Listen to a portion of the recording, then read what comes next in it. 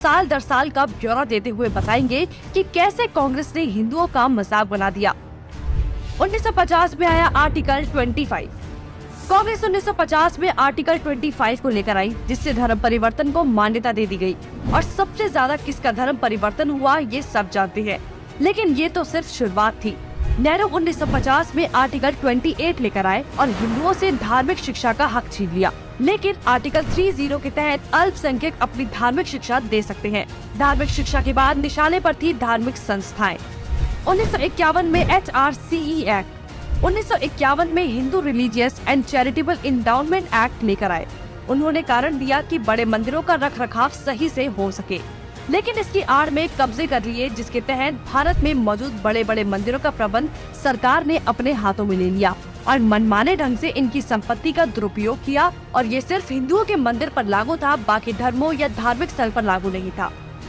1956 में Hindu code bill आया। 1956 में नेहरू सरकार हिंदू कोड बिल लेकर आई, लेकिन अल्पसंख्यकों के लिए इन्होंने पर्सनल लॉ बोर्ड को बिल्कुल हाथ नहीं लगाया।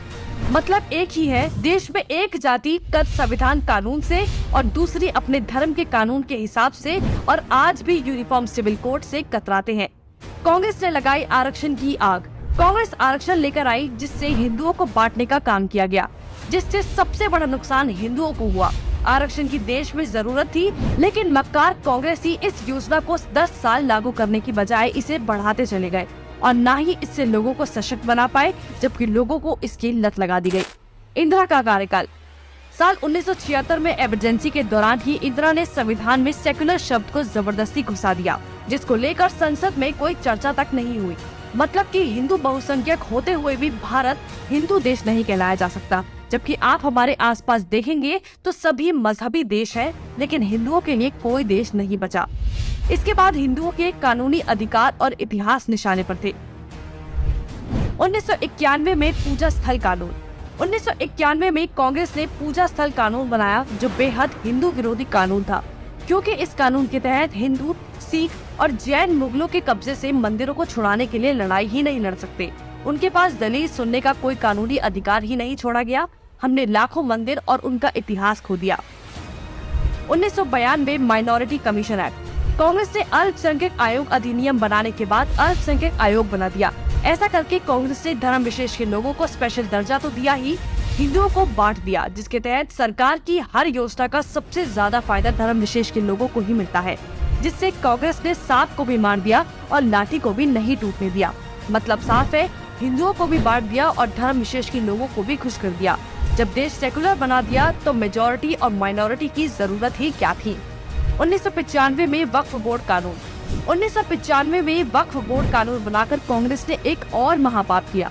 वक्फ बोर्ड को असीमित शक्ति दे दी गई। आज स्थिति ये है कि वक्फ बोर्ड किसी भी संपत्ति पर दावा कर दे तो कोर्ट से भी कोई मदद नहीं मिलेगी। रेलवे और रक्षा के बाद संपत्ति के मामले में वक्फ बोर्ड देश में तीसरे स्थान पर पहुंच गया है।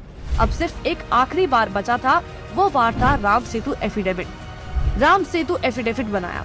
हिंदुओं ने फिर 2004 में कांग्रेस को चुन लिया, तो कांग्रेस ने इसका इनाम देते हुए राम सेतु एफिडेविट बनाया और भगवान श्री राम के अस्तित्व को ही नकार दिया और काल्पनिक बताया। आस्था और धर्म पर वार करने के बाद अब कांग्रेस ने हिंदुओं को ही बदनाम करने का प्लान बना लिया। 2009 में हिंदू आतंकवादी घोषित। 2009 में फिर से हिंदुओं ने कांग्रेस को चुना, तो उसके बदले में कांग्रेस ने हिंदुओं को ही टेरर घोषित कर दिया। कांग्रेस ने बहुत ही चालाकी से एक एक कर हिंदुओं के धर्म, अधिकारों और शिक्षा के अधिकार को छीन लिया, लेकिन हिंदू फिर भी कांग्रेस को नहीं समझ पाया। औरंगजेब ने हिंदुओं को खत्म करने के लिए तलवार का इस्तेमाल किया, तो कांग्रेस ने हिंदुओं को खत्म करने के लिए संविधान का इस्तेमाल किया। फिर भी कांग्रेस ही बोल रहे हैं कि लोकतंत्र खत्म हो रहा